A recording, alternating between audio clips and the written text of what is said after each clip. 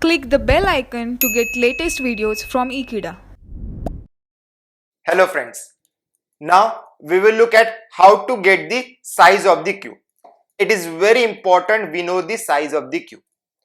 Whenever we are going to insert the element in the queue, the size is going to increment, and whenever we are going to delete the element from the queue, the size is going to obviously decrement.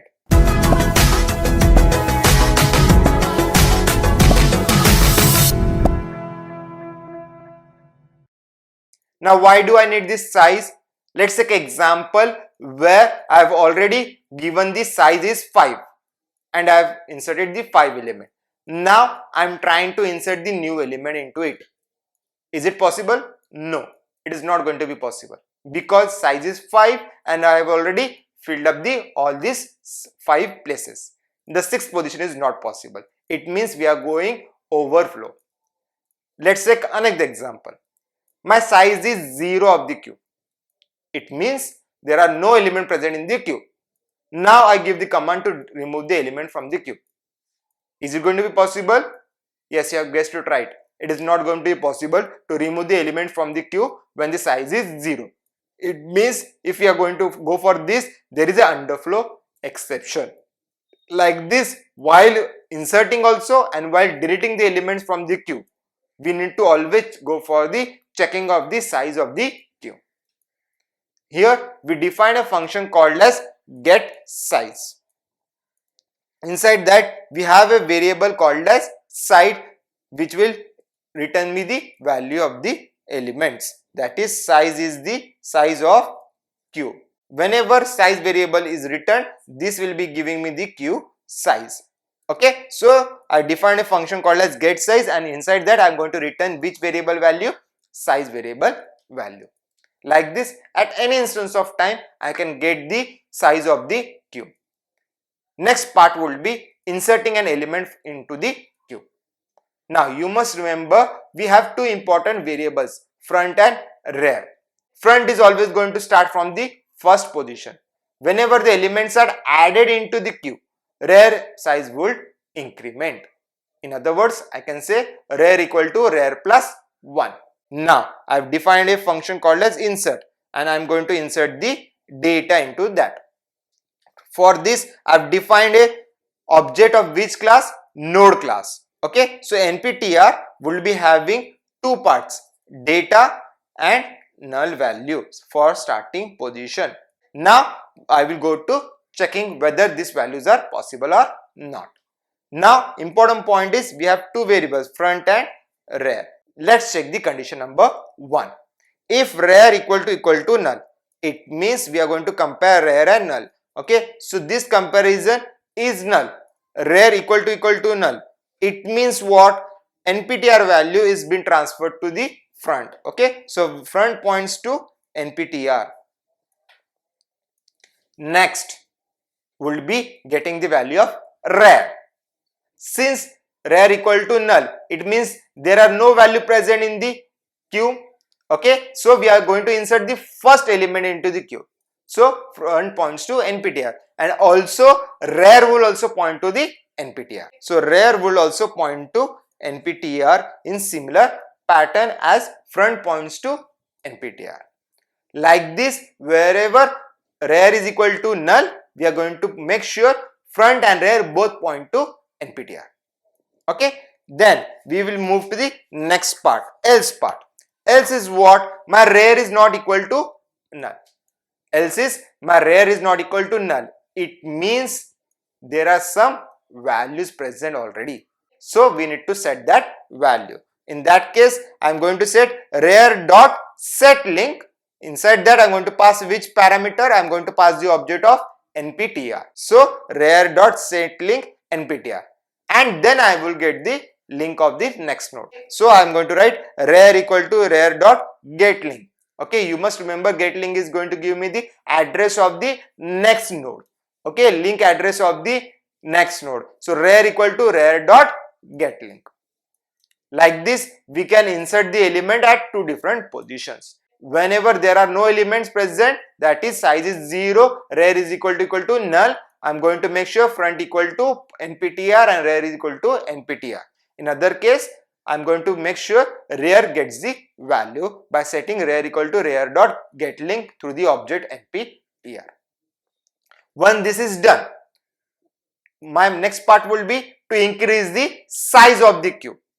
Okay, let's take example. I've inserted only one element, so size becomes size plus 1. So whenever elements are inserted in the queue, we need to increase the size of the queue. Hence, we have a variable called as size, whose value needs to be incremented. That's why I'm going to write size plus plus. So whenever the elements are inserted, size is going to increase. Now we will look at the next function, deleting element from the queue. In other words, I can say I am going to remove the element from the queue. I have written a function called as remove. Now here comes the important point. While removing, I need to make sure I check the size of the queue. In other words, I need to call the function called as isEmpty. Let's take example. I have already deleted all the elements from the queue. So queue is empty.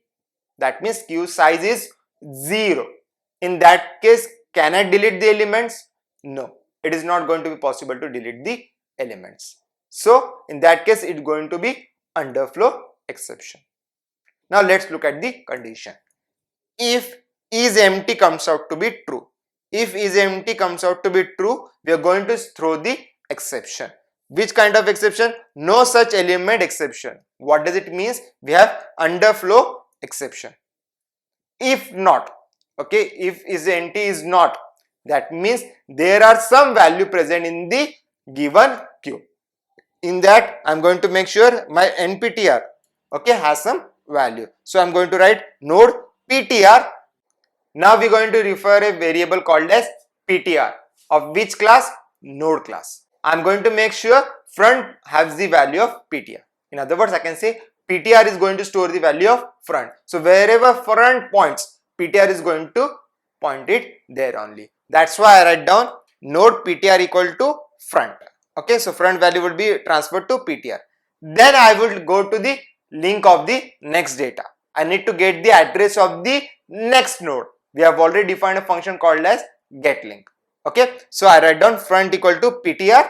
This is a variable of which type? Node dot get link. Like this, I can have the values. So object ptr dot get link.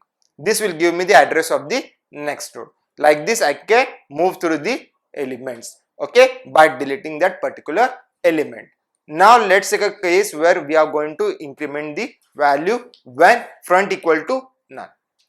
So front equal to null. What does it mean? It means that rear should also point to null. It there doesn't have that values. Size is 0 in case front equal to null. Okay, so if front equal to null, we make sure that rear is also equal to null. Okay, so if front equal to null, then rear is going to be null only. When this is done, we have removed the element from the queue. So size needs to be decremented in this case. So size becomes size minus 1. How do I write them? I write size minus minus. So I write down size minus minus. Then I need to get the data values. Okay, so I need to return ptr. Ptr is going to have the value of front. Okay, so return ptr dot get data. This will give me the exact data stored in the given node. Like this, I can remove the elements from the queue. Now we will look at the function where we are going to have the value stored at the front position of the queue. In queue, you must remember we follow the structure called as first in, first out. So the first element which is stored, that is holds very important in my queue structure. So I have written a function called as pick. This will give me the front element of the queue. Now while taking the elements, I need to always check whether there are elements present or not. How do I check? I have already written a function called as isEmpty. So if isEmpty comes out to be true, it means there are no such element present. We go for underflow exception. If not, we need to have the data values. We have already defined it in the function called as get data. So I need to just call that particular method get data using the front object. But before that, I always need to check whether the queue is empty or not. I have written if is empty. Okay, this comes out to be true. This comes out to be true. It means we have a underflow exception. If not, there are some values present, then we need to get that particular value. We need to have the front position value, that is the first element of the queue. Hence I write down return front dot get data. This will give me the first element, or I can say front element of the queue. Like this, we can have the front element of the queue. Now this shall clear a concept, very important one. First we need to have the size of the queue. For this I have defined a variable called as size.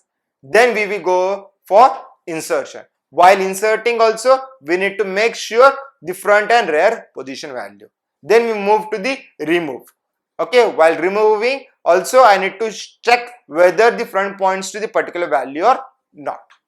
Then we move to the last part of the queue, that is last operations of the important, that is front of the queue. We have defined a function called as pick, and inside that we have checked for the two conditions. If is empty, if no, then we have written front dot get data value. Thank you for watching this video. Please subscribe to Ekeeda channel.